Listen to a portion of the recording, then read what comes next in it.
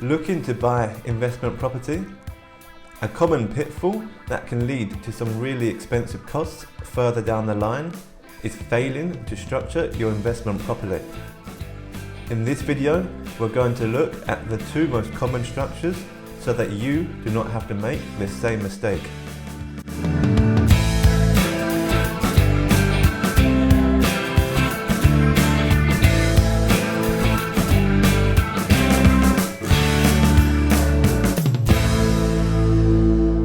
Hey there, James here from Phoenix Advisors, where we make business simple.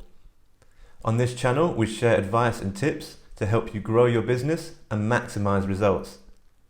If you're new here, be sure to subscribe to keep up to date with our weekly releases. Today, we're going to be discussing property, and more specifically, the different structures that you can adopt to get the most out of your investment. Buying property in the UK is a big investment. It's not cheap. So you want to make sure that you get the biggest return possible and that your money is really working for you. The biggest misconceptions in rental property is that you can't lose and that it's easy money. This is not true. And trust me, I've seen people lose. Why? Because they failed to structure their investment properly. In this video, I'm going to explain the two most common structures used, their advantages and disadvantages, so that you can choose the right structure for you and maximize your results. At the end of this video, I'll also be sharing some top tips, so make sure you stick around for that. This is a really important video today, so let's dive in. So what do we mean by structuring your investment? Surely you just go out, buy a property and start renting it out. Unfortunately, there's more to it than that. The average property price in the UK as of February 2020 is $230,000, with average prices in some parts of the country being much higher. Most people don't have $230,000 to throw at an investment and hope for the best. By structuring your investment, we mean organising and arranging the investment to a plan based on your requirements. So why structure? Well, if not structured correctly to begin with, the costs of fixing your investment in the future can be enormous. The restructuring will likely be based on future tax advice and will certainly involve a legal firm. These both may come at a hefty cost in the future. Moreover, you will likely have to pay stamp duty land tax again and capital gains tax on what is deemed as a sale when you are only reorganising your own investment. Depending on the circumstances, it is not unreasonable to expect to have to fork out 20+K to remedy your initial mistake. Why would you want to pay tax twice and incur additional fees and taxes when they are all completely unnecessary? The two most common structures are as an individual and as a limited liability company. Let's look at the two in more detail. By structuring your investment as an individual, we mean that you will buy and hold the property personally. Buying the property yourself is simpler and faster in terms of setup time. This is why this is the most popular option, especially for people new to investment property. For me, there are three main scenarios where it is advantageous to use this structure. Firstly, if you are a basic rate taxpayer. During the acquisition phase, you may be able to avoid the additional 3% stamp duty charge as an individual. During the ownership phase, you will pay income tax on rental profits at 20%. This is as opposed to paying corporation tax at 19% on any rental profits, and then an additional 20% on any income taken out of the company. During the selling phase, although you will have to pay capital gains tax at a higher rate, you won't have to pay any additional income tax to extract that money from the company. Secondly, if you are not interested in growing your property portfolio. Although there is nothing wrong with only having one property in your company, you only enjoy the main benefits of a company as your portfolio starts to grow. This is where you need to consider what you want to achieve in the long term. You may only want one property now, but what about in 3 or 5 years from now? Lastly, if you're going to extract all of the profits from the company on a regular basis. This may sound strange.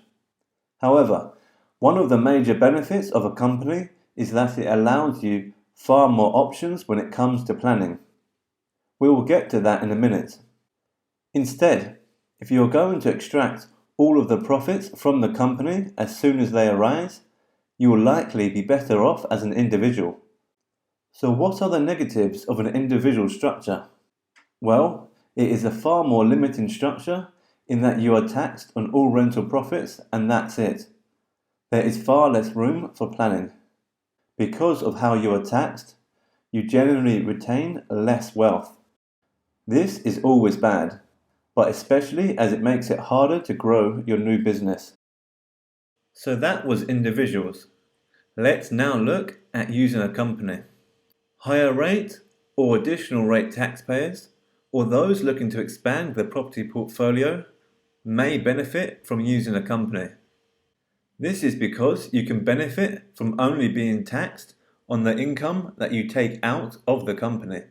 For example, the company may achieve rental profits of £30,000, but if you only take out £15,000, you will only be taxed on that £15,000. You can then take the remaining money out in future when your other income is lower, such that you stay in a lower tax band. Over time, this can save you a lot of money in taxes, meaning that you are able to keep more money for yourself. Furthermore, if you do not need the money now, you can leave it in the company and take it out later as a pension. This is a great way to save for retirement and has a lot of tax advantages. Moreover, because the company is paying tax at a lower rate on profits, it is easier to expand your property portfolio. You should be able to grow your business much faster than someone using an individual structure. This is especially the case as you buy more properties. In addition to paying tax at a lower rate, companies also benefit from being able to deduct mortgage interest costs in full, meaning that they pay taxes on lower profits. This is a major advantage for companies, as this option is not available for individuals. Companies also offer more protection in the form of limited liability. This is a complicated issue, but in simple terms, the owner of a company is only personally liable to the extent of the assets in the company, whereas an individual assumes full liability in the event that something goes wrong. Litigation can be extremely expensive, and this is a point that is well worth considering. So let's summarize that. By using a company, you only pay tax on the money that you take out of the company. The company pays tax at a lower rate. Companies can deduct mortgage interest costs in full, unlike individuals. These three will help you retain more money and expand your business. Finally, they offer added protection to you. Now for my top tips. First, take the time to understand which structure is best for you before setting off. This will save you both money and time later on. Secondly, take the time to understand which taxes you will have to pay at each phase of your investment. I have linked a video up in the cards so that you can get all the information you need easily. That's it for today. I hope you found this video helpful. If so, please hit the thumbs up button and share with your friends so as many people can benefit as possible. If you have any questions, leave a comment below, or why not visit our website, phoenixadvisors.uk. That's it for today, but don't forget to subscribe and click the bell icon to be notified of our latest releases. We will have another edition coming your way next week.